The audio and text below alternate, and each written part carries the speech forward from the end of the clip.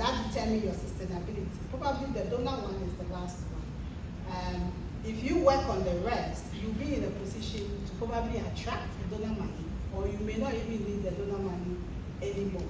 I think a lot has been said about organizational culture here, and I was having a discussion with Juliet when we went on break about the things that I planned to say, but then I was also unsure of how we would take it.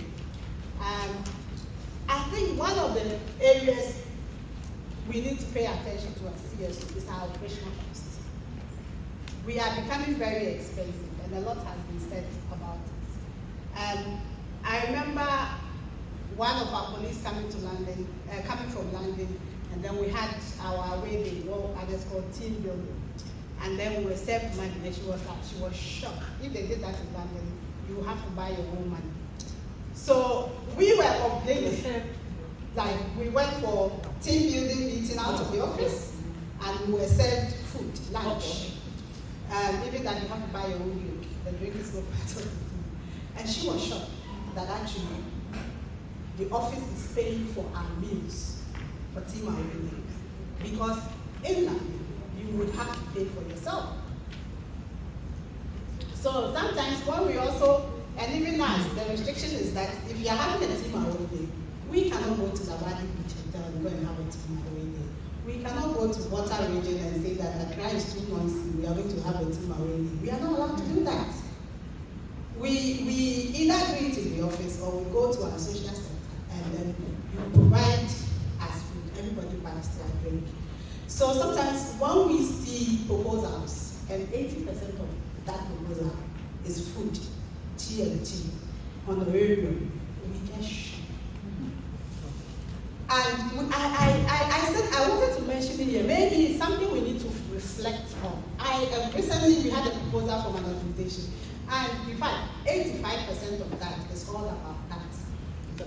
It's about TNT on the area, accommodation, and this particular organization wants to go and do training in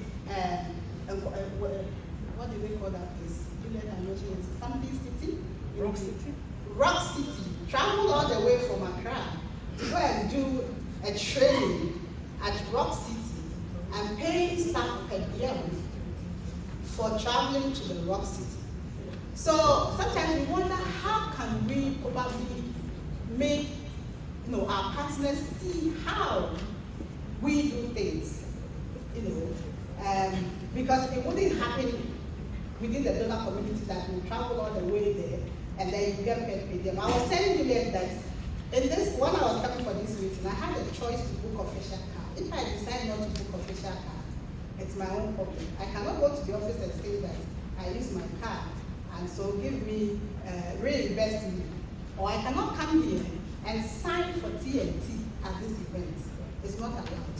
But we have people who came here in official car, fueled by the office, and yet they will not take TNT, or they will go and get reimbursement. So sometimes we need to reflect on, because resources are becoming really, really scarce. Nobody thought about COVID. Everybody thought that donor communities were, immune from all of these macroeconomic shocks. So I'm going around, but I'm just trying to say, yes, it has the potential for social transformation to change the way our nature of organizing. And indeed, if I may tag on to what Clara was talking about, it has the potential to reduce costs. I could give many examples, but just one so that I can pass on the mic and then come later. If you take the way we used to monitor field programs or even track field staff performance, it was almost like the old colonial teacher where you packed your VW somewhere in the bush and tiptoed to the classroom to catch. Technology, you don't need to tiptoe. You can sit down at the comfort of a central location and, of course, with the consent of staff that they know that all this adds to the organizational productivity, that you are not spying on anybody, and to monitor what happens on the field.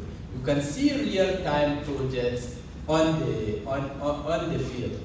And some of these young people will tell you now that they can do what you call it, FaceTime, and show and see their grandmother in the village if there is another person out there. And indeed, finally, it has also, in talking about organizing, another way of networking. Recently, a senior colleague told me a story of going out with the family in a caravan, and they put the parents in front and they were talking, and the children were all at the back quiet. They got to the place and said, but so why this was opportunity to talk and you were all quiet at the back? And they said, no, we were talking to each other. But of course, we didn't want you to hear what we were talking, so we were chatting. So they were chatting. So we need to shift our mentalities to adjust to the changing signs of the times and how things work. But my key message is, this is certainly improving social organization, can contribute to social transformation, but must be done in the context of emerging societies and sensitive to cultural differences. Thank you. Thank you very much, Alvan. Thank you. So, Juliet, given contributions from my fellow panelists. You asked a question about mobilization. I think Zan has done quite a good job about giving us some ideas as to how to continue to mobilize and campaign.